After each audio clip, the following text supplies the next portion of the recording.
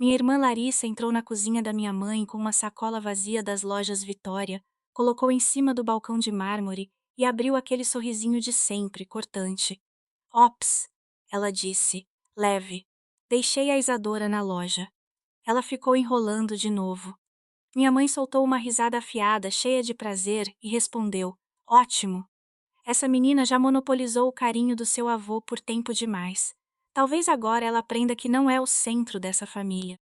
Naquele exato momento, minha filha de 7 anos estava sozinha no balcão de atendimento das lojas Vitória, no shopping da Zona Norte, segurando um simples porta-retrato de madeira, perguntando baixinho para a funcionária: eu fiz alguma coisa errada? Fechei a porta do lavabo e fiz uma única ligação para o meu avô. O que minha mãe e minha irmã não podiam imaginar era que minha avó, no último verão da vida dela, já havia se preparado para essa exata traição. 30 minutos depois, a compostura das duas desmoronou, e o acerto de contas que veio a seguir estava só começando. Meu nome é Marlene Marques. Tenho 44 anos. Se você já viu o próprio sangue se virar contra o seu filho, curte esse vídeo e se inscreve no canal. Me conta nos comentários de onde você está assistindo. Antes de eu te levar de volta aquele sábado, você precisa conhecer uma pessoa que não estava na cozinha, nem na loja, nem em nenhum cômodo que importasse naquele dia. Ela morreu há 26 meses. O nome dela era Beatriz Holanda. E ela era minha avó. Ela conhecia minha mãe. Ela conhecia minha irmã. Ela sabia do jeito que só sabem as mulheres que passaram mais de 70 anos dentro de uma mesma família, o que acabaria acontecendo com a minha filha. No último verão da vida dela, ela sentou na própria cozinha e gravou 9 mensagens de voz. Entregou tudo para um homem chamado Waldir Pimentel. Disse a ele quando entregar cada uma, e disse para nunca entregar todas, a não ser que o pior dos piores acontecesse. Eu não sabia que essas gravações existiam. Minha mãe também não sabia. Minha irmã também não. Meu avô sabia. Tinha que saber. Ele carregou esse segredo por 2 anos e nunca deixou transparecer. No dia em que minha irmã voltou da loja sem a minha filha, a mensagem de voz número 7 saiu do cofre do Waldir.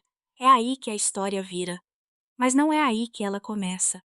Deixa eu te levar de volta amanhã de sábado, 6 de junho de 2026. Curitiba, Paraná, 22 graus. Um dia normal numa cidade normal que havia se tornado meu lar. Minha filha estava de vestido estampado de margaridas, porque 3 dias antes ela tinha decidido que os desejos de aniversário do vovô Edmundo precisavam ser abertos na frente de margaridas. Ela tinha 7 anos. O nome dela era Isadora. A gente chamava de Isa. Ainda chama. Tenho 44 anos. Edito textos de outras pessoas para viver. A revista Construtor em Engenharia me contrata para pegar frases longas e cuidadosas de engenheiros e arquitetos e garantir que essas frases não digam mais do que deveriam. Trabalho de um bangalô pequeno no bairro Batel, daqueles bairros onde as pessoas acenam umas para as outras de manhã, sem saber o nome de ninguém. Pago meu próprio financiamento. Compro meu próprio café. Dirijo um Honda CR-V 2019 com uma mancha de café no banco de trás, que está lá desde 2023 e que eu decidi manter. Minha vida não é barulhenta. Isso é proposital. Minha mãe é barulhenta. Não na voz. Na forma de falar. Regina Cavalcante sabe dizer coisas que soam como amor, mas funcionam como ordens, desde que eu me entendo por gente. Ela me chama de forte desde que eu tinha 8 anos. Me chama de robusta desde os 28. Eu não sabia que robusta era um insulto até minha avó explicar isso para mim na pia da cozinha dela, no verão antes do meu casamento. Minha avó lavava uma caneca de café enquanto falava. Ela disse: Marlenezinha, ela te chama de robusta porque precisa que você carregue a favorita dela sem reclamar. Não deixe ela fazer isso. Eu deixei. Continuei deixando por mais 15 anos.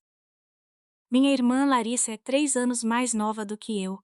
Sempre foi frágil, que é a palavra que minha mãe usa para mulheres que não precisam crescer.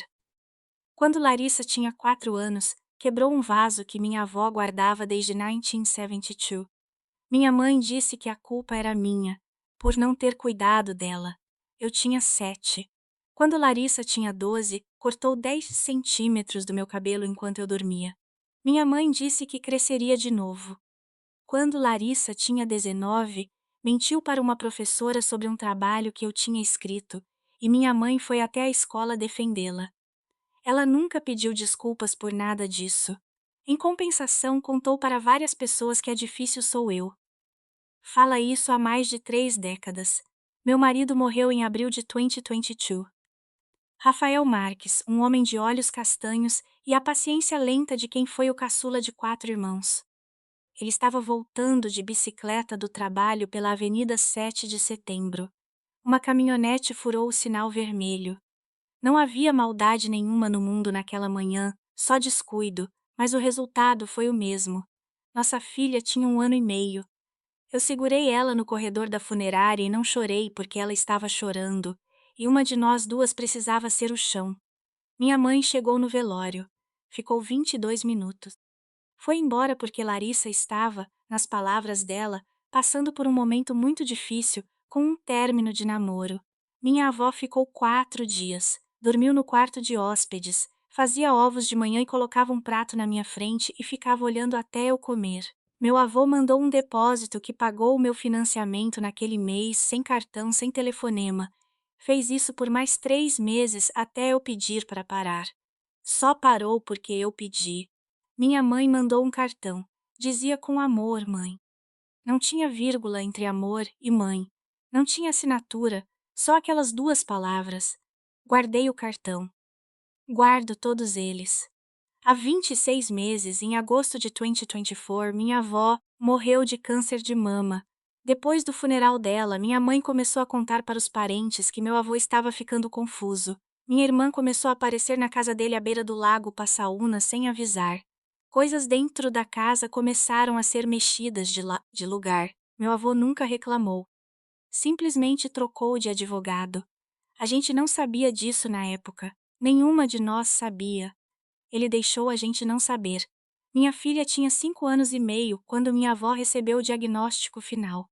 O câncer tinha se espalhado. Os médicos deram 6 meses. Ela aguentou 8. Todo domingo, nos últimos 6 desses 8 meses, eu levava a Isa até a casa do meu avô, e ela sentava na cama da minha avó e lia livrinhos de figuras em voz alta. Minha irmã não conseguia ir. Dizia que era demais para ela. Minha mãe foi 4 vezes nesses 8 meses. Eu contei. Sempre conto. Isa fez 3 coisas durante essas visitas de domingo que eu não percebi na época que iam moldar o resto da minha vida. A primeira foi o creme. As mãos da minha avó já estavam sempre frias. Ela tinha parado de se mexer muito. Numa tarde, Isa enfiou a mão na bolsinha de lona que carregava e tirou um potinho de creme de mãos de lavanda que tinha roubado do meu banheiro. Abriu, cheirou. Disse: Vó, sua mão tá fria. Quer meu cremezinho? Minha avó riu do jeito que a gente ri quando recebe algo que não esperava. Estendeu a mão. Isa passou o creme devagar, do jeito que tinha me visto fazer. Minha avó usou aquele creme de lavanda todo dia depois disso, até o dia em que não conseguiu mais pedir. A segunda foi uma frase. Minha avó ensinou num sussurro. O olho do vovô funciona melhor quando você senta do lado esquerdo dele. Lembra disso. Ele é teimoso com isso. Meu avô tinha o olho direito fraco e se recusava a admitir. Só minha avó sabia. Ela contou para Isa. Isa tinha 6 anos. Repetiu a frase para o meu avô 5 dias depois do funeral. Ele chorou na minha frente pela primeira vez desde o velório. Não disse por quê. Não precisava. A terceira coisa aconteceu em janeiro de 2026, na tarde do dia 6. Meu avô já tinha 84 anos. Estava carregando uma caixa de enfeites de Natal da prateleira da garagem até a porta, e o pé dele prendeu num degrau. Caiu com tudo. Não conseguiu se levantar. Isa estava na sala. Ouviu o barulho. Não entrou em pânico. Não tentou levantar ele. Fez exatamente o que minha avó tinha ensinado, com calma, no verão anterior. Usou o botão de descagem rápida do 190, que minha avó tinha programado no relógio infantil com GPS dela, 2 anos antes, aquele relógio que a gente achava graça porque a Isa tinha 5 anos. E o que ela ia fazer? Ligar para a pizzaria? A atendente atendeu. Minha filha de 7 anos disse: O vovô caiu. Ele não tá se mexendo, eu sou a Isa. Tenho 7 anos. O relógio sabe onde eu tô. O resgate chegou em 14 minutos. A garagem estava destrancada, porque meu avô sempre deixava destrancada. Meu avô teve uma fratura no quadril e um corte fundo na testa. Mas já estava conversando quando eu cheguei correndo de Curitiba. Contou para os socorristas que a Isa tinha salvado a vida dele. Me contou, mais tarde naquela noite na cozinha dele, que minha avó tinha salvado a Isa. Perguntei o que ele queria dizer com aquilo. Ele disse: Ainda não, Marlenezinha. Ainda não. 18 dias depois, na véspera de Natal, ele se levantou na cabeceira da mesa, antes de cortar o peru. Levantou uma taça, olhou para minha filha. Disse: A minha bisneta favorita. Ela tem as mãos da minha esposa e a teimosia da minha esposa sobre o meu ouvido esquerdo. Minha irmã estava olhando. Não disse nada à mesa. Depois, na cozinha, enquanto enxaguava a louça, eu ouvi ela falar para a minha mãe. Ele não devia dizer coisas assim em voz alta. Não é justo com o resto de nós. Minha mãe não discordou. Eu não contei para o meu avô, devia ter contado. Mas então, de novo, minha avó já tinha contado. 5 meses depois, na manhã de sábado, 6 de junho de 2026, levei minha filha até o bairro Jardim das Américas para almoçar na casa da minha mãe. Eu não ia àquela casa havia 3 semanas. Minha mãe tinha ligado na quinta-feira e dito: Vem, Marlene, faz meses, a Larissa sente sua falta. Eu sabia que era ensaiado porque minha mãe não pronunciou meu nome como quem chama uma pessoa. Pronunciou como quem gira uma chave numa fechadura. Fui mesmo assim. Meu pai estava na cidade. Tinha se aposentado 3 anos antes de uma companhia aérea e virou um homem que jogava golfe de suéter caro e perguntava para a esposa onde estavam as chaves dele. Eu era, apesar de tudo, uma pessoa que ainda queria acreditar que meu pai pudesse me escolher numa dessas manhãs. O trajeto do Batel até o Jardim das Américas é de uns 15 minutos num sábado. Fiz em 12. Isa foi no banco de trás com a lontrinha de pelúcia e uma bolsinha de lona com R$ 24 que eu tinha dado para ela, gastar com o presente de aniversário do vovô mais tarde naquela semana. Estava com um vestido de margaridas. Disse: A titia vai estar lá? Eu disse: Vai. Ela disse: Tá bom, eu vou ser corajosa. Eu devia ter dado meia volta com o carro quando ela disse isso. Em vez disso, passei pelo Cabral e continuei. A casa da minha mãe é daquelas casas coloniais que o resto do Brasil imagina quando pensa em bairro nobre. Louça de porcelana exposta num armário de vidro porque ninguém vai comer naquilo. Uma cafeteira sempre cheia da mesma marca de café, porque minha mãe nunca mudou de marca, mesmo quando eu dei um pacote de café especial etíope de aniversário, e ela guardou no armário e esqueceu que existia. Meu pai estava sentado na mesa do café da manhã, de polo azul marinho. Tinha acabado de voltar do golfe. Balançou a cabeça para mim.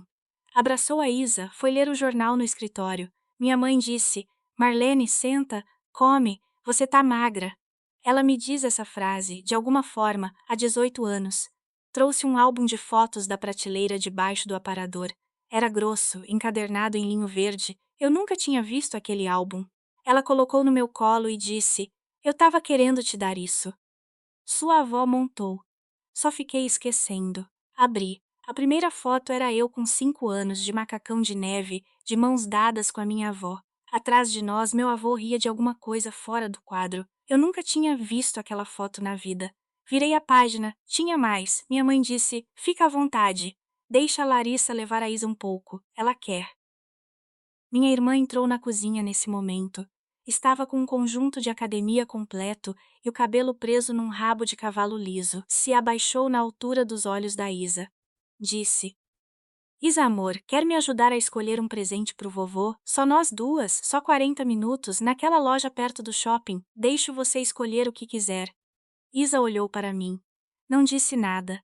Eu devia ter dito não. O álbum estava aberto no meu colo. Minha mãe estava me observando. Meu pai estava de costas para a gente. Larissa sorria do jeito que sorria quando éramos crianças, e ela já tinha decidido o que ia acontecer. Eu disse: Volta até meio-dia, traz ela direto de volta. Minha irmã disse: Claro. Às 10h15, as duas saíram no Audi Q5 da minha mãe. Minha filha acenança. Minha filha acenou para mim pela janela de trás. Estava segurando a lontrinha. O carro virou à direita na avenida.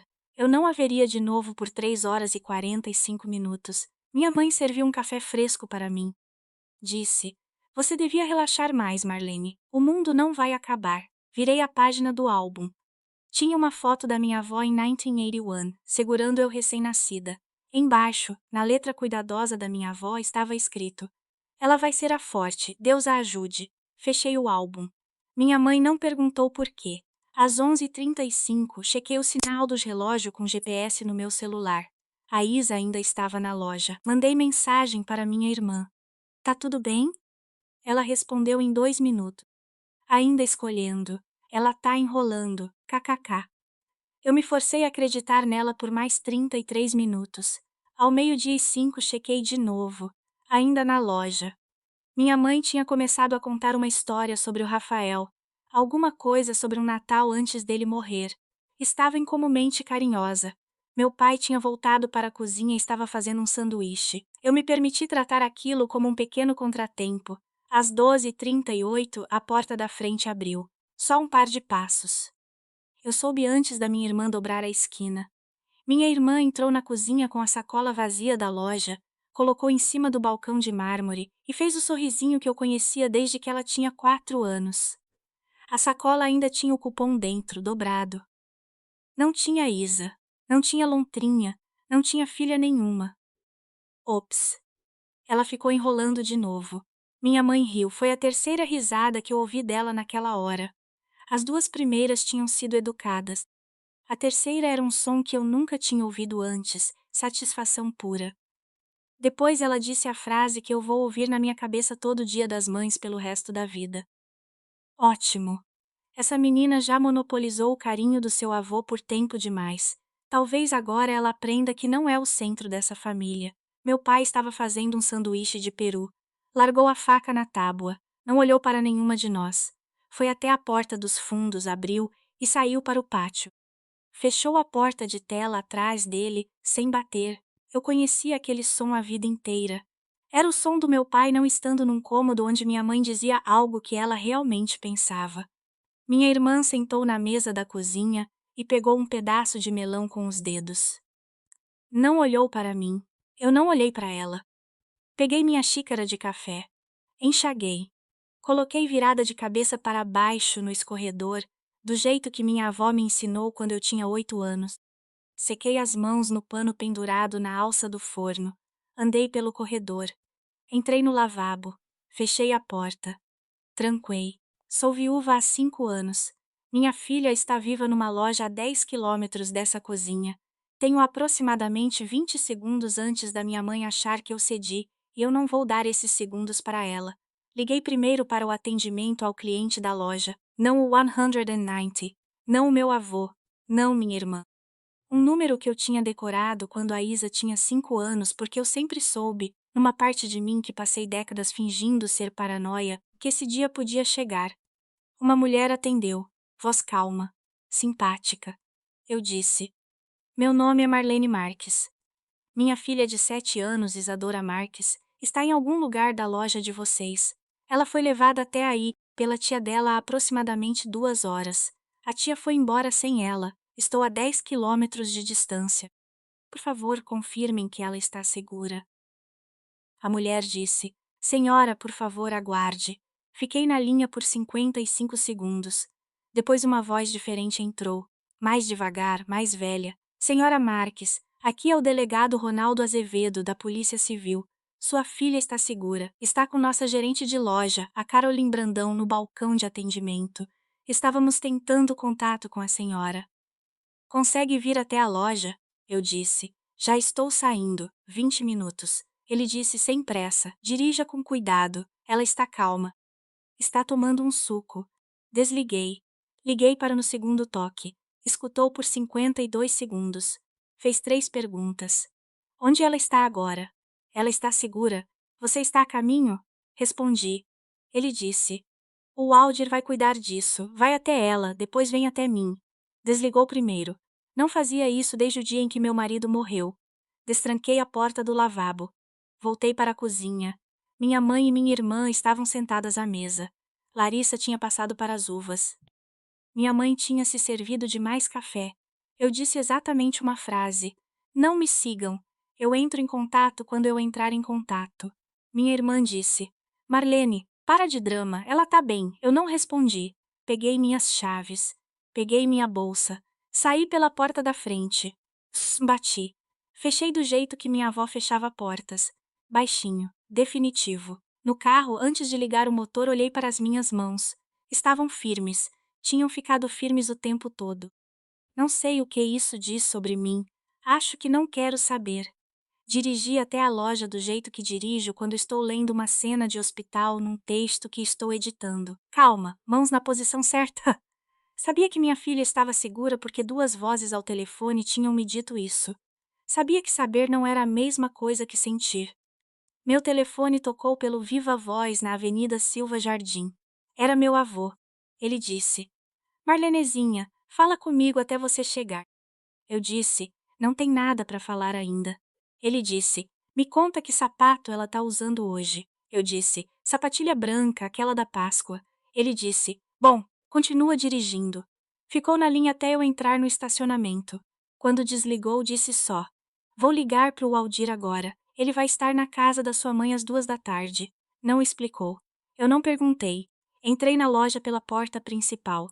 A loja tinha aquele clima de sábado. Barulhenta, iluminada, uma criança chorando em algum lugar do corredor de brinquedos, mas não a minha. Uma funcionária na entrada me apontou para o atendimento ao cliente. Tinha um pequeno alvoroço no balcão. 3 funcionárias, um policial fardado e minha filha sentada numa cadeira de plástico, as pernas não alcançando o chão, segurando um porta-retrato de madeira com as 2 mãos. Vestido de margaridas, sapatilha branca, um suco quase vazio no balcão ao lado dela. Ela me viu. Não correu. Levantou.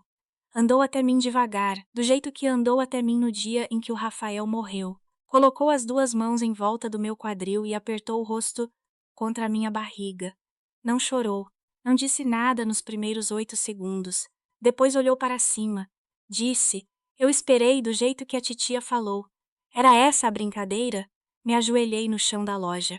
Coloquei as mãos dos 2 lados do rosto dela. Disse: não tinha brincadeira nenhuma, meu amor. Foi um erro. Não foi erro seu.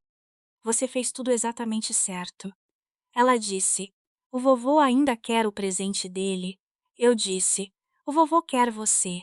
Ele quer o presente também. Não é a mesma coisa de querer. Ela colocou o porta-retrato na minha mão. Era simples, de nogueira, cantos com dobradiça, R$ 16,99 conforme a etiqueta de preço ainda na parte de trás. Ela tinha escolhido porque a madeira tinha a cor da mesa da cozinha do meu avô. Queria colocar uma foto dele e da minha avó dentro. O delegado Azevedo se adiantou. Tinha uns 50 anos, ombros largos, olhos gentis. Mostrou o crachá e disse: Senhora Marques, vou precisar que a senhora assine um boletim rápido.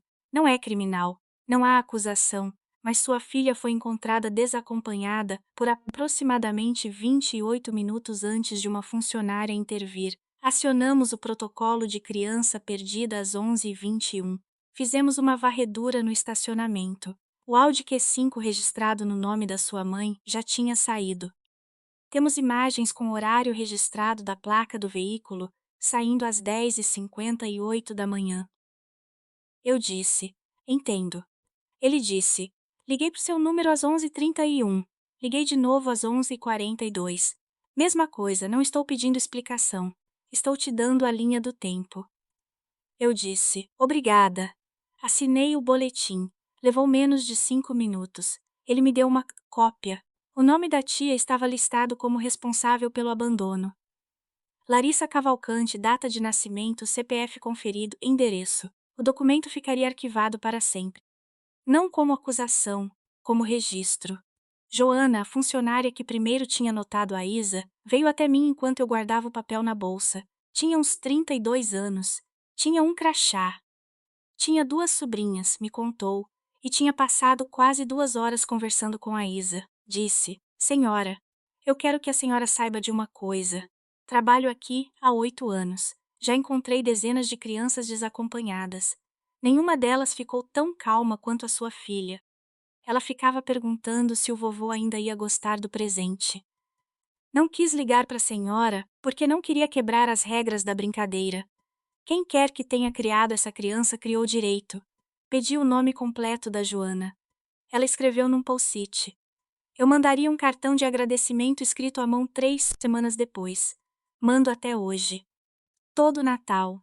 Enquanto eu levava minha filha pela porta de vidro, o delegado Azevedo me parou mais uma vez.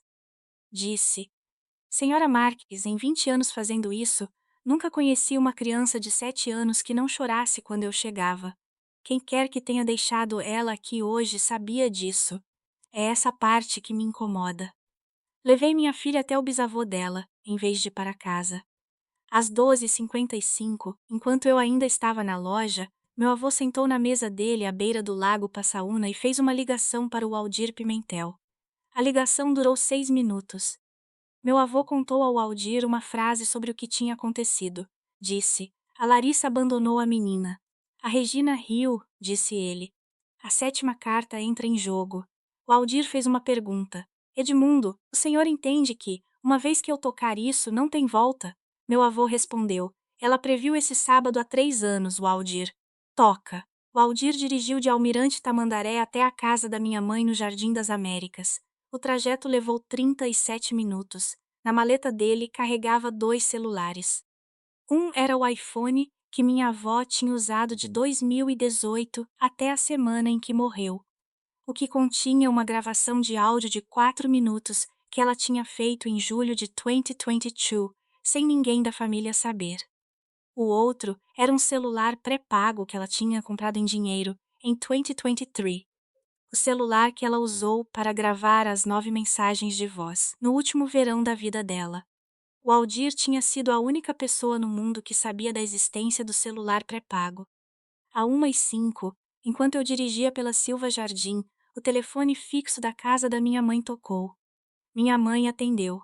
Colocou no viva voz, porque é isso que ela faz quando fala com um médico ou um gerente de banco ou qualquer pessoa que ela acha que vai incomodá-la. Uma voz de homem entrou pelo viva voz, calma, medida. Senhora Cavalcante, aqui é o Aldir Pimentel, advogado do seu pai. Estou ligando em nome da sua mãe. Ela tem uma mensagem para a senhora. Vou estar aí em 37 minutos para tocar. Sugiro que a senhora não saia de casa. Minha mãe não respondeu. Disse: Quem? A voz repetiu: O Aldir Pimentel, advogado da sua mãe desde 2023. Por favor, permaneça em casa. Seu pai autorizou a entrega. A ligação caiu. Minha irmã sussurrou: Do que ele está falando? Minha mãe também não respondeu para ela. Minha mãe já estava de pé. Já estava andando até a janela da frente. Já estava naquela parte da cabeça dela que ela nunca me deixava ver, começando a contar quantas coisas ela tinha feito na frente da minha avó ao longo da vida. O Aldir chegou às 1h42. Meu pai tinha voltado do pátio e estava parado na porta da cozinha com os braços cruzados. Minha mãe abriu a porta da frente. O Aldir vestia um terno cinza chumbo. Carregava uma pequena maleta de couro. Não sorriu. Disse: Senhora Cavalcante, senhor Cavalcante, senhorita Cavalcante, por favor, sentem. Estou aqui sob instrução da senhora Beatriz Holanda, datada de agosto de 2023. Não represento a família de vocês. Represento ela. Colocou o celular pré-pago no centro da mesa de centro. Apertou um botão. Não disse mais nada. O celular tocou. A voz que saiu do alto-falante era da minha avó. Estava mais fina do que eu lembrava. O tom tinha caído um pouco perto do fim da vida dela, por causa da medicação, mas era inconfundivelmente ela. 26 meses debaixo da terra e a voz dela estava na sala de estar da minha mãe. Ela disse: Regina, Larissa, se vocês estão ouvindo isso, vocês colocaram a Isa em perigo. Eu vi o padrão anos antes de morrer. Falei pro Edmundo se preparar. Os papéis já estão assinados. Regina, eu te amei, eu te enxerguei, sempre te enxerguei. Larissa, meu amor, eu rezei para estar errada. Não estava. Existe ajuda para a raiva que você carrega, aceita ela. Eu não consigo mais te salvar. Sinto muito. A gravação durou 38 segundos. Minha mãe não se mexeu, as mãos dela estavam no colo, os olhos dela estavam no celular pré-pago. Minha irmã começou a chorar na terceira frase, continuou chorando até o fim.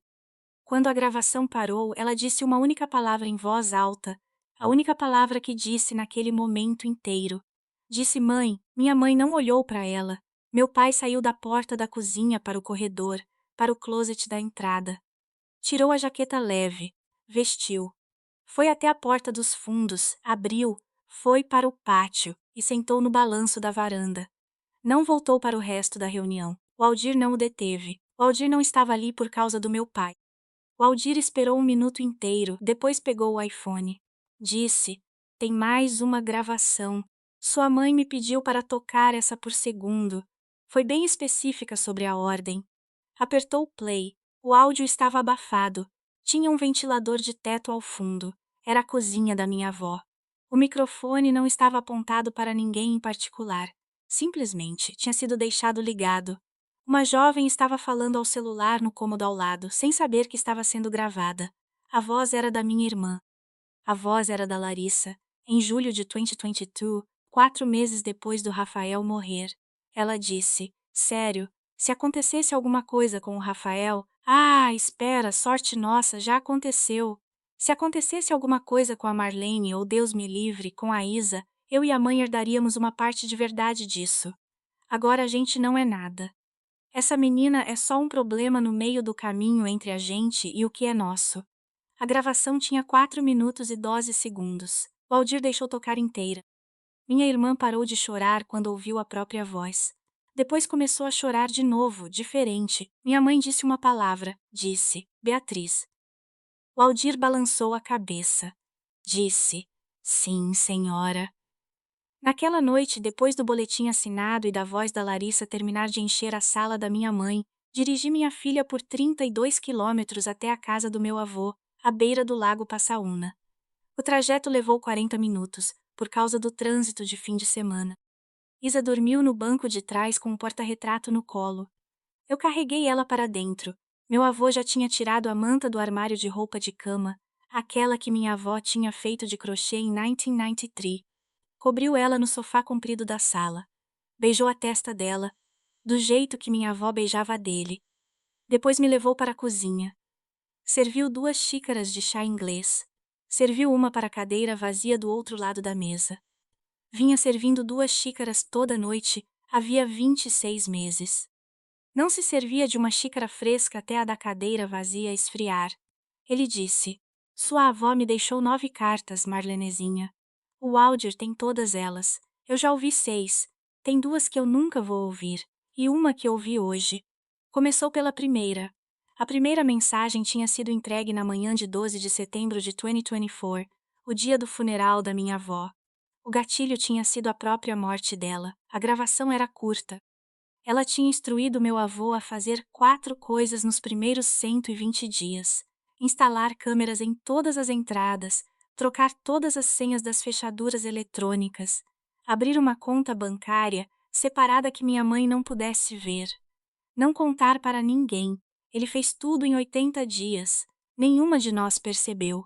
A segunda mensagem foi entregue em 6 de outubro de 2024.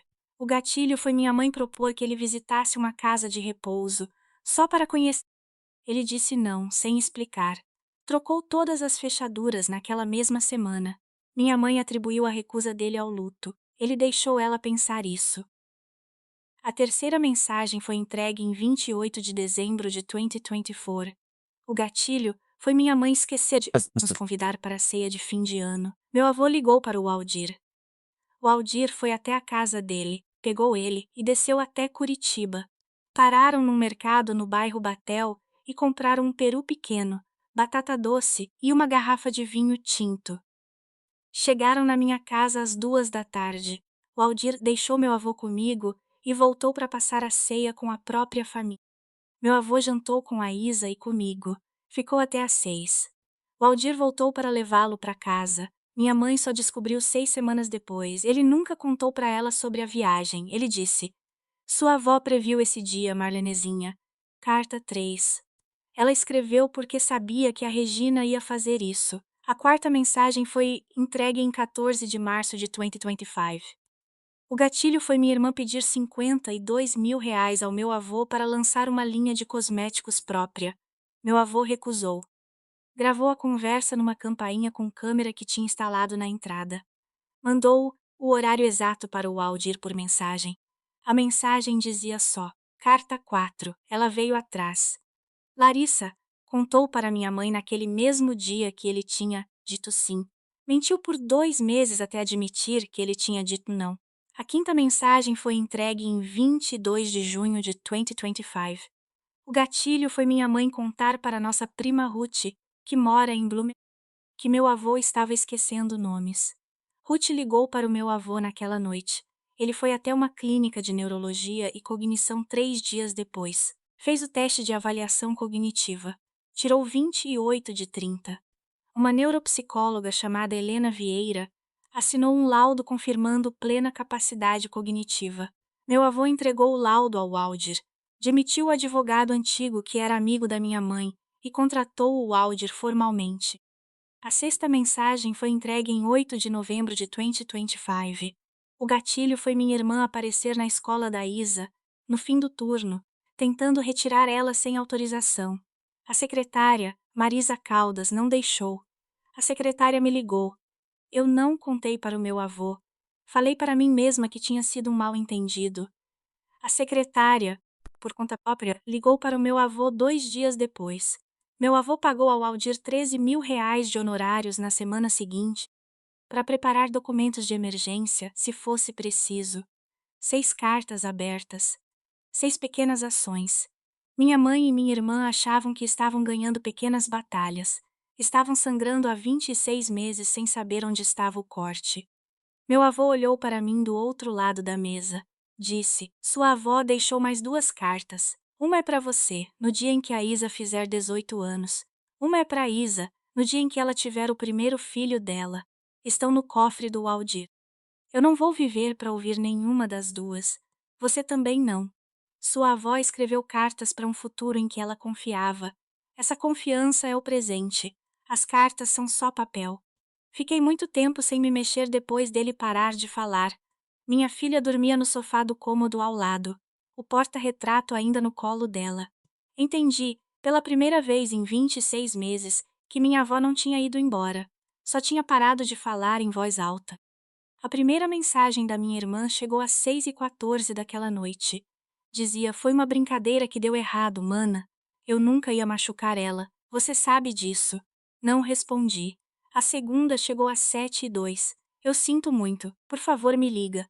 Não respondi. A terceira chegou às 9h30. A mãe tá arrasada. Ela precisa de você. Minha irmã passou por 3 estágios de arrependimento em 3 horas. Negação, encenação de remorso, culpa como arma. Pulou o estágio em que a gente se senta com o que fez. Ela nunca foi boa nesse estágio. Às 10h38 minha mãe ligou. Deixei cair na caixa postal. Deixou uma mensagem de 5 minutos e 8 segundos. Ouvi na manhã seguinte, tomando café. A mensagem tinha 3 partes. A primeira era choro. A segunda era um argumento de que meu avô estava confuso, que ele não sabia o que tinha assinado, que os advogados estavam se aproveitando de um velho. A terceira parte era a frase que ela vinha preparando há 30 anos. Disse: Seja lá o que você acha que sabe, Marlene, eu ainda sou sua mãe. Isso não muda porque a Beatriz ficou com raiva no fim. Minha mãe passou 26 meses chamando minha avó de raivosa. Agora que minha avó tinha sido clara, ela ainda a chamava de raivosa. Não guardei a mensagem para mim. Encaminhei para o Aldir. 3 dias depois, na segunda-feira de manhã, minha irmã postou uma citação no story do Instagram. Era atribuída a uma autora de autoajuda e dizia: Às vezes, a coisa mais amorosa que um parente pode fazer é segurar um espelho, mesmo quando a pessoa do outro lado odeia o que vê. Postou às 9 da noite. Apagou às 11. Uma amiga de faculdade me mandou o print. Minha irmã tinha virado o tipo de mulher que cita livro de autoajuda para as pessoas que ela prejudicou. A crueldade estava na linguagem suave. Não respondi a nenhuma delas. Nem as mensagens, nem a caixa postal, nem o story. Meu pai fez uma coisa que eu nunca tinha visto ele fazer.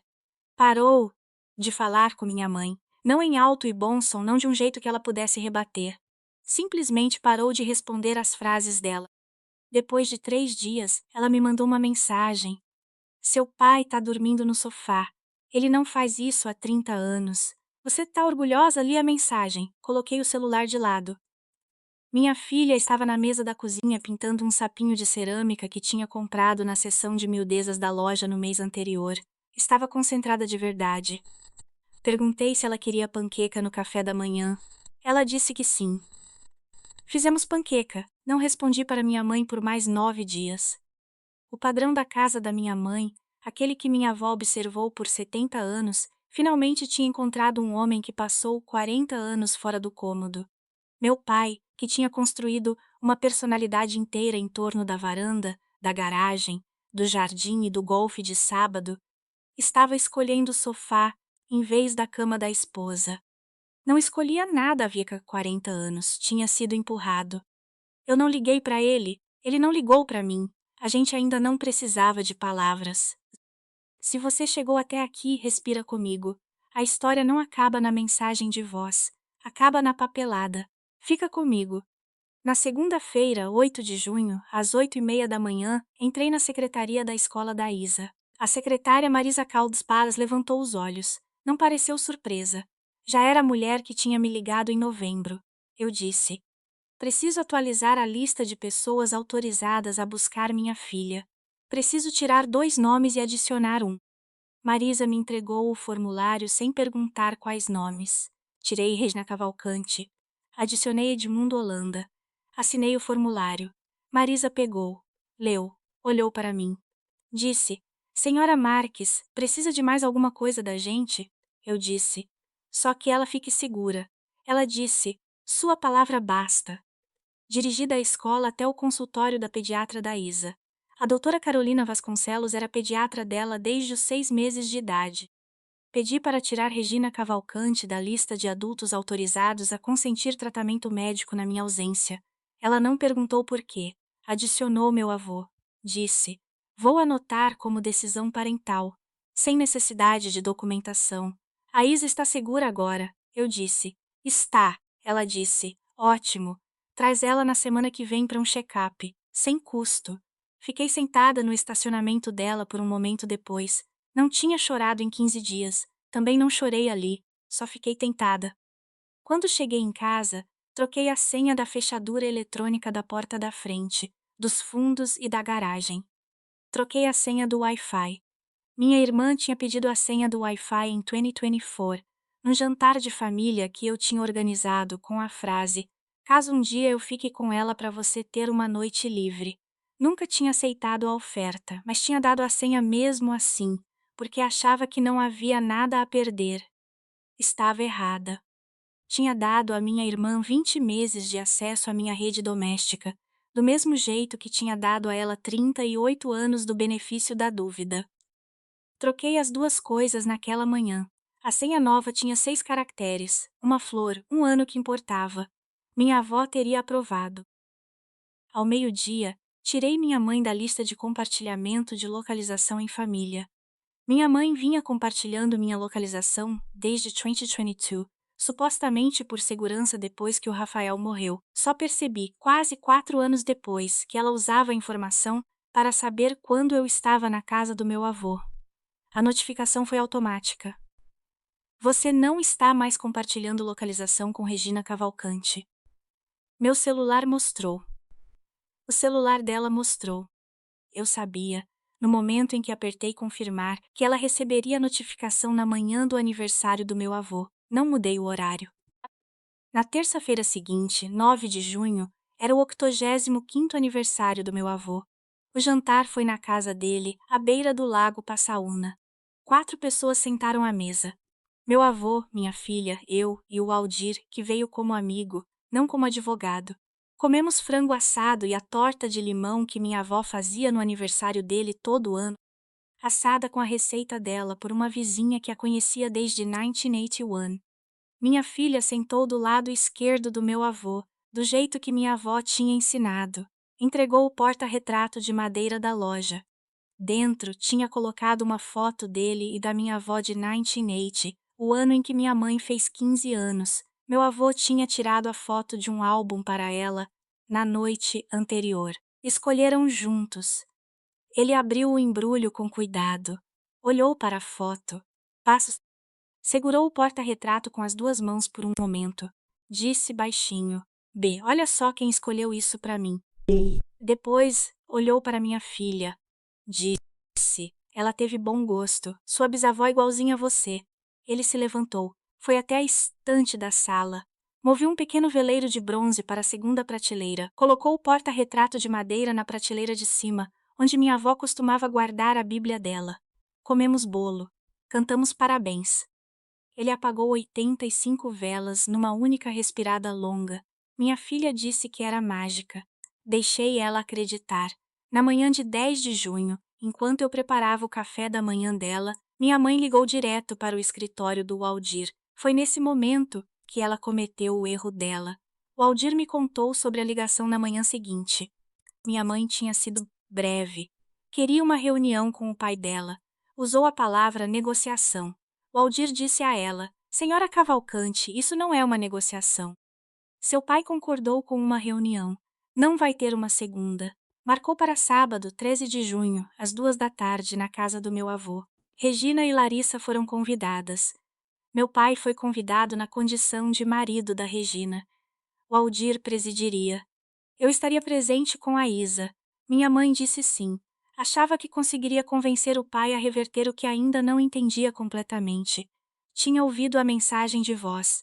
Tinha ouvido o áudio. Ainda não tinha percebido que essas duas gravações eram as menores peças de papel que o Waldir estava segurando. No sábado à tarde, o Audi Q5 prateado entrou na entrada de cascalho da casa do meu avô às 2 menos 5. Minha mãe saiu primeiro. Estava com um casaco cor de camelo e óculos escuros grandes, mesmo com um dia nublado. Minha irmã contornou pelo lado do passageiro. Estava com um vestido preto que eu não via desde o funeral da minha avó. O cabelo preso para trás. Parecia mais magra do que 15 dias antes. Meu pai foi o último a descer. Estava de terno. Não usava ternos desde o funeral da minha avó também. Não tinha colocado gravata. O Aldir abriu a porta da frente. Disse: por favor, a mesa está pronta. Meu pai entrou por último. Olhou para o meu avô. Balançou a cabeça uma vez. Meu avô balançou de volta. Eu fui a única pessoa no cômodo que viu os dois gestos. A mesa de jantar estava posta com 4 cadeiras. Meu avô sentou de um lado comprido. Eu sentei do outro lado, de frente. Minha mãe e minha irmã foram direcionadas para as 2 cadeiras das pontas curtas. Meu pai não tinha cadeira. A cadeira da cabeceira, aquela onde minha avó sentou por 60 anos, ainda estava puxada da mesa do jeito que ela sempre deixava. No assento dessa cadeira, emoldurada em prata, estava a foto dela no dia do casamento. Ela estava de frente para o cômodo. Meu pai parou na porta, olhou para a cadeira vazia, olhou para o Aldir, disse: Cadê meu lugar, Waldir? O Aldir disse: Senhor Cavalcante, seu sogro me pediu para te dizer que o senhor pode ficar ou pode ir na varanda.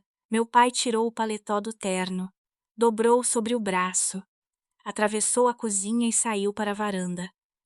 Sentou na cadeira de vime de frente para o lago. Não voltou para o resto da reunião. Meu avô não impediu, meu avô tinha dado a ele uma escolha que minha mãe nunca deu. O Aldir abriu a maleta. Colocou 9 páginas de documentos sobre a mesa. Colocou o celular pré-pago. Colocou o iPhone antigo. Colocou uma impressão das imagens com o horário da placa do carro saindo da loja. Colocou um recibo impresso de uma cafeteria no bairro Cabral, datado de 6 de junho, 11h10 da manhã, pago no cartão no nome de Larissa Cavalcante. Colocou as imagens da campainha inteligente da vizinha, mostrando o Audi prateado estacionado na garagem da Regina das 12h05 até as 12h38 daquela mesma manhã. Colocou o boletim de ocorrência que o delegado Ronaldo Azevedo tinha registrado. Colocou um laudo assinado por uma neuropsicóloga chamada Helena Vieira, datado de 28 de junho de 2025, confirmando plena capacidade cognitiva do meu avô. Colocou a declaração de intenção que minha avó tinha assinado na cama do hóspice em 14 de agosto de 2024. Ele disse: Senhora Cavalcante, senhorita Cavalcante, o pai de vocês é o instituidor do Fundo Fiduciário Holanda, criado em 2009 e alterado 4 vezes. Como instituidor, ele tem autoridade unilateral para modificar o fundo em vida. Não precisava do consentimento de vocês para nenhuma dessas mudanças. Não precisava avisar vocês. Escolheu avisar hoje. Empurrou 2 páginas pela mesa. Disse: as distribuições mensais de vocês estão sendo reduzidas em 21% a cada mês, pelos próximos 6 meses, depois dos quais chegarão a zero. O aluguel do apartamento no bairro Água Verde, que o pai de vocês vinha pagando em seu nome, senhorita Cavalcante, foi encerrado. A senhora tem 120 dias para desocupar. O papel de sucessora administradora desse fundo que tinha sido designado à senhora em 2009, senhora Cavalcantes, foi reatribuído. Sua filha, Marlene Marques, é a nova sucessora administradora. Minha mãe colocou uma mão na mesa. Olhou para o meu avô pela primeira vez desde que tinha sentado. Disse: pai, eu sei que errei, mas isso é demais. A gente não podia sentar sem advogados, só a família, como antigamente. Meu avô não respondeu por um longo momento. Respirou fundo. Olhou para a cadeira vazia na cabeceira. Disse: Regina, olha para a cadeira. Minha mãe olhou. Chorou pela primeira vez na minha frente desde 2001. Não chorou pelo pai dela, não chorou por mim. Não chorou pela neta dela, chorou por uma cadeira. O Aldir pegou o iPhone, apertou play. A gravação de áudio de 2022 tocou de novo. Minha irmã tinha ouvido 15 dias antes, escutou 90 segundos, depois se levantou. Andou da sala de jantar até o corredor de entrada. Ficou encostada na parede, perto da mesinha de entrada. Não chorou dessa vez. Só ficou de pé. Isa estava na sala brincando com um jogo de blocos de madeira que o Aldir tinha trazido. Não levantou os olhos quando minha irmã passou, mas disse na voz normal de menina de 7 anos: Oi, titia. Minha irmã não conseguiu responder ao oi, o áudio continuava tocando. Minha mãe manteve os olhos na cadeira. Meu avô não disse mais uma palavra até o Aldir parar a gravação. Às 3h30, a reunião terminou. Minha mãe se levantou. O casaco parecia fino demais para o corpo dela. Minha irmã voltou do corredor. As 4 pessoas se moveram em direção à porta da frente juntas, numa espécie de formação que não usavam desde quando eram uma família de verdade. Na porta, meu avô falou pela segunda e última vez na reunião. Disse: a mãe de vocês enxergou as 2 muito antes de mim. Eu só estou terminando o que ela começou. O Aldir vai mandar o resto pelo correio. Minha mãe foi até o Audi, não olhou para trás. Minha irmã olhou. Olhou para o porta-retrato de madeira na estante, aquele que a Isa tinha escolhido na loja. Olhou por 3 segundos inteiros. Depois entrou no carro. Meu pai não entrou no carro com elas. Esperou na cadeira da varanda por 10 minutos depois que elas saíram. Depois andou até o gramado da frente e ficou parado no cascalho. E chamou um carro por aplicativo de volta a Curitiba. Me mandou uma mensagem 20 minutos depois. Não vou voltar para casa da sua mãe hoje à noite. Não respondi. Fiz um sanduíche de queijo quente para minha filha. O primeiro envelope chegou na casa da minha mãe na terça-feira, 16 de junho. Ela tirou uma foto do envelope fechado e me mandou com a legenda: Espero que você durma bem. Não respondi. Dormi bem naquela noite. Dormi bem toda a noite depois. Não tinha dormido bem em 26 meses. Minha avó tinha razão sobre qual casa era assombrada. No sábado, 20 de junho, cheguei em casa de um parque com a Isa e encontrei um envelope na caixa de correio. Sem selo. Sem remetente. Só a palavra Marlene na letra do meu pai. Eu não vi aquela letra endereçada a mim desde a minha formatura. Abri o envelope na soleira da porta, meia folha de caderno. 4 linhas. Marlene. Marlene. Eu devia ter dito alguma coisa anos atrás. Não espero que você me perdoe. Quero que você saiba que eu enxerguei. Só não sabia como estar no cômodo. Seu avô entendeu isso melhor do que eu. Sinto muito. Pai. Ele tinha assinado pai. Não Felipe. Não uma inicial. Não outra coisa qualquer. Não me assinava como pai, havia anos. Eu tinha parado de contar. Li o bilhete 2 vezes. Guardei na gaveta com as cartas da minha avó. Não respondi, ainda não. Talvez nunca. Ele entendeu isso também. Alguns dias depois, uma amiga de faculdade me mandou outro print do Instagram da minha irmã. Ela tinha postado, e depois apagado, outra citação mais longa. Embaixo dela, num story que ela não apagou, tinha uma foto de uma placa num prédio no bairro Água Verde. O prédio era um consultório de terapia. O nome na porta era Marta Andrade, psicóloga clínica. Minha irmã tinha começado. Faria 3 sessões em junho. Pararia. Recomeçaria em agosto. Pararia de novo. Recomeçaria pela 3ª vez em novembro. Isso não era responsabilidade minha. Eu percebi. Não liguei para ela. Meu pai, na própria rebelião silenciosa, passou 11 dias no fim de junho, tentando salvar um pé de hibisco no jardim dos fundos da casa da minha mãe. Vinha morrendo desde o verão anterior. Ele tinha se recusado a admitir isso. Trabalhou sozinho. Não pediu ajuda para minha mãe. Não pediu para ninguém. Na manhã de 24 de junho, cortou o pé de hibisco. Foi até um viveiro na região metropolitana. Voltou com uma pequena magnólia num vaso plástico preto, plantou sozinho. Minha mãe me ligou naquela noite, a primeira vez que a gente falava em 3 semanas. Disse: seu pai plantou uma magnólia hoje? Ele não me perguntou. Eu disse: espero que cresça. Ela desligou. Na sexta-feira à noite, 26 de junho, minha filha sentou na mesa da minha cozinha com uma caixa de giz de cera e uma folha de papel cartão. Estava desenhando. Não olhei o que ela desenhava até ela terminar. Depois ela levantou a folha. 3 figuras, uma alta com cabelo branco, uma média com cabelo castanho, uma pequena com uma margarida na cabeça, de mãos dadas. No topo da página, na letra cuidadosa da Isa, estava escrito: Vovô, mamãe, eu. Ela disse: mamãe, posso mandar isso para titia? Eu disse: por que, meu amor? Ela disse: porque ela não tá no desenho. Talvez ela fique triste. Me ajoelhei perto da mesa. Disse: a gente não vai mandar o desenho, meu amor. Se a titia quiser estar num desenho, vai ter que vir procurar um que seja dela. Isa disse: tá bom. Guardou o desenho na mochila. Queria mostrar para o vovô na manhã seguinte. No domingo, 28 de junho, levei minha filha até a casa do meu avô para o café da manhã. O trajeto pela rodovia foi tranquilo. O tempo estava agradável. O lago estava parado. Isa foi no banco de trás com o desenho enrolado num tubinho, amarrado com uma das fitas de cabelo dela. Chegamos às 8h30.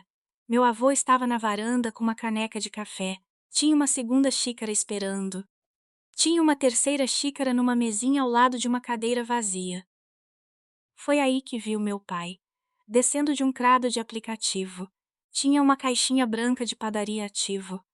Tinha vindo de Curitiba. Não tinha avisado antes. Meu avô não tinha me contado que ele viria. Não sei se meu pai tinha avisado meu avô que viria. Meu avô ergueu a caneca de café. Disse Felipe. Meu pai disse: Edmundo. Meu avô fez um gesto para a cadeira da varanda. Disse: tem lugar. Meu pai subiu os degraus. Colocou a caixinha de padaria na mesinha. Sentou. Pegou a xícara de café, deu um gole devagar, olhou para a água. Não disse nada por um bom tempo e ninguém pediu que dissesse. Dentro de casa, a Isa correu até a estante da sala. O porta-retrato de madeira ainda estava lá, no mesmo lugar em que meu avô tinha colocado no aniversário dele. Ao lado, na mesma prateleira, tinha um potinho de creme de lavanda.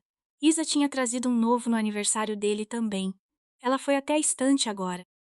Conferiu a tampa do pote para ver se estava bem fechada. Disse: vovô, posso colocar creme novo quando esse acabar? Meu avô disse: pode. O mesmo tipo, da mesma loja. Sua bisavó deixou uma lista. O Aldir tem. Ela balançou a cabeça, aceitando. Do jeito que criança aceita a verdade antes dos adultos. Sentamos para o café da manhã. Meu avô, minha filha do lado esquerdo dele, eu de frente. Meu pai entrou da varanda e sentou na cadeira da cabeceira, onde minha avó sentava. Só depois que meu avô apontou para ela. Ele não parecia confortável, parecia consciente. Isso era o suficiente. Meu avô olhou para mim pela janela da cozinha antes de entrar. Balançou a cabeça uma vez, eu balancei de volta. Meu pai viu os 2 gestos. Pela primeira vez na minha vida adulta, vi meu pai sorrir para mim de propósito. Comemos ovos e torradas e os pãezinhos de canela pequenos que ele tinha trazido de uma padaria perto de casa. Isa falou sobre a magnólia no jardim dos avós. A que meu pai tinha plantado 3 dias antes. Disse que esperava que crescesse autossuficiente para um balanço de pneu um dia. Meu pai disse: se não crescer, planto outra. Minha avó deixou duas mensagens de voz que eu nunca vou ouvir. Uma é para minha filha, no dia em que ela fizer 18 anos. Uma é para ela, no dia em que tiver o primeiro filho. Meu avô não vai estar vivo quando tocarem, eu também não. Esse é o presente que minha avó me deu. Um futuro em que eu não preciso estar presente para minha filha, estar segura nele. Se você chegou até aqui, fica com esse pensamento antes de ir. Confere quem está na lista de retirada da escola. Confere quem tem a senha da fechadura da sua porta. Confere quem tem o direito de tomar uma decisão no seu nome quando você não está no cômodo. Depois muda o que precisa ser mudado. A coisa mais amorosa que minha avó fez foi partir quando estava pronta. A segunda coisa mais amorosa que ela fez foi preparar o que não conseguia dizer em voz alta. Tenho 44 anos, minha filha tem 7, meu avô tem 85, minha avó se foi há 26 meses, e ela ainda está em cada papel, em cada gravação, em cada linha assinada que importa, a maior presença na nossa família. Terminamos o café da manhã, lavamos a louça juntos. Meu avô levou minha filha até o cais para ver os patos. Meu pai ficou na mesa, olhou para mim. Disse: Marlenezinha. Eu disse: pai, foi essa a conversa inteira, foi o suficiente.